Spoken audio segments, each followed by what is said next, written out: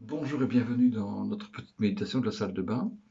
Aujourd'hui, ce ne sera pas d'office une petite méditation, ça ne va être que deux lectures, simplement parce que je prêche tout à l'heure à 10h30 et donc je vais garder la méditation pour 10h30 aujourd'hui.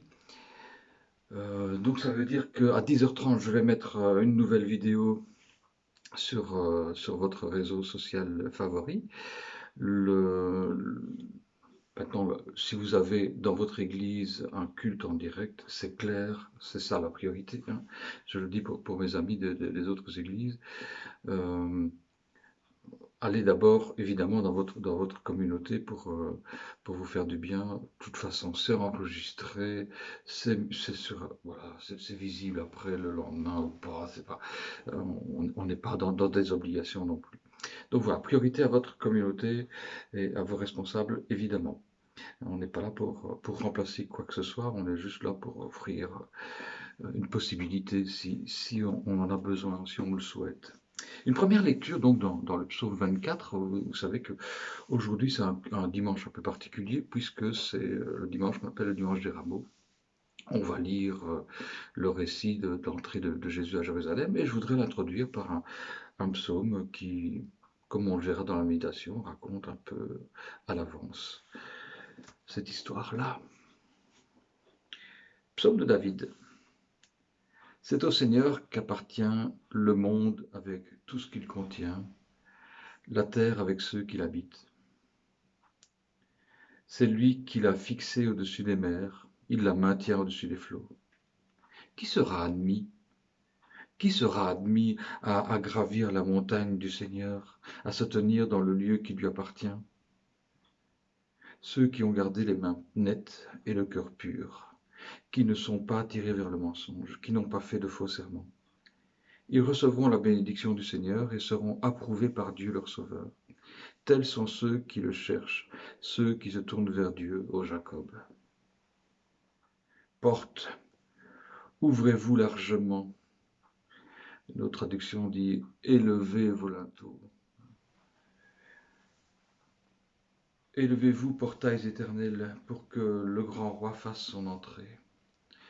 Qui est ce grand roi? C'est le Seigneur, le puissant héros, le Seigneur, le héros des combats. Porte, ouvrez-vous largement. Élevez-vous, portails éternels, pour que le grand roi fasse son entrée. Mais qui est donc ce grand roi?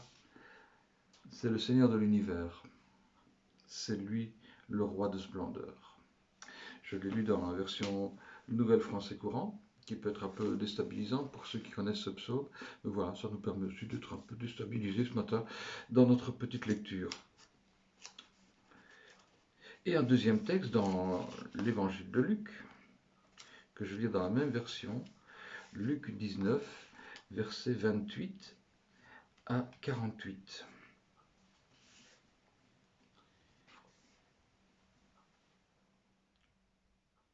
Après avoir ainsi parlé, Jésus partit en avant sur le chemin qui montait à Jérusalem. Et lorsqu'il approcha de Bethphagée et de Béthanie, près de la colline appelée Mont des Oliviers, il envoya 2 disciples. Allez au village qui est en face, leur dit-il. Quand vous y serez arrivés, vous trouverez un petit âne attaché sur lequel personne ne s'est jamais assis. Détachez-le et amenez-le ici. Si quelqu'un vous demande pourquoi détachez-vous cet âne, dites-lui, le Seigneur en a besoin. Les envoyés partirent et trouvèrent tout comme Jésus leur avait dit. Pendant qu'ils détachaient l'ânon, ses propriétaires leur dirent: Pourquoi détachez-vous cet ânon? Ils répondirent: Le Seigneur en a besoin. Puis ils amenèrent l'ânon à Jésus, ils jetèrent leur manteau sur l'animal et ils firent monter Jésus. À mesure qu'il avançait, les gens étendaient leurs manteaux sur le chemin.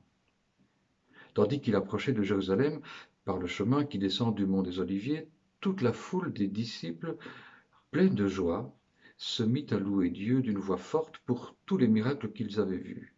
Ils disaient: Que Dieu bénisse le roi qui vient au nom du Seigneur, paix dans le ciel et gloire à Dieu au plus haut des cieux. Quelques pharisiens qui se trouvaient dans la foule dirent à Jésus: Maître, fais taire tes disciples. Jésus répondit, je vous le déclare, s'ils se taisent, les pierres crieront. Quand Jésus fut près de la ville et qu'il la vit, il pleura sur elle en disant, si seulement tu comprenais toi aussi en ce jour comment trouver la paix. Mais maintenant cela reste caché à tes yeux, car des jours viendront pour toi où tes ennemis t'entoureront d'ouvrages fortifiés, t'assiégeront et te presseront de tous côtés. Ils te détruiront complètement, toi et ta population. Ils ne te laisseront pas une seule pierre posée sur une autre, parce que tu n'as pas reconnu le temps où Dieu est venu te secourir. Jésus entra dans le temple et se mit à en chasser les marchands, en leur disant, les Écritures déclarent, ma maison sera une maison de prière.